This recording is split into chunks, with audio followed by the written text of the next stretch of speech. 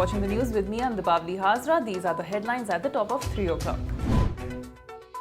The Chief Justice of India announced that mediation efforts in the Ayodhya matter have failed. Now the Supreme Court will begin daily hearings on the land dispute from the 6th of August. A 5-judge constitution bench heard the mediation panel report today, which was submitted in a sealed envelope to the top court on Thursday. Rajya Sabha has passed the Unlawful Activities Prevention Act amid Congress's objection on branding an individual as a terrorist.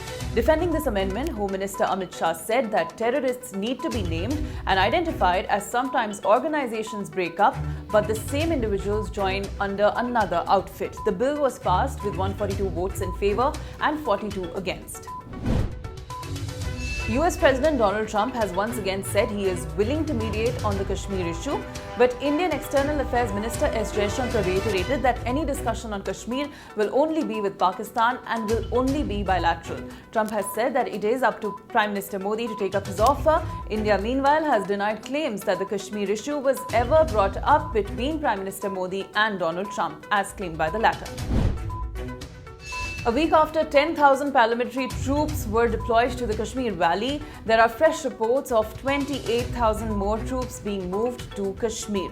Clearing speculation arising from this massive movement, MHA sources said that such rotation is a continuous and dynamic process. Meanwhile, in view of the troop movement, the Air Force and the Army have been put on high operational alert. A day after transferring all the Unnao-related cases out of Uttar Pradesh to Delhi, the Supreme Court has now ordered that the uncle of the Unnao rape survivor be transferred immediately to Tihar jail in the national capital.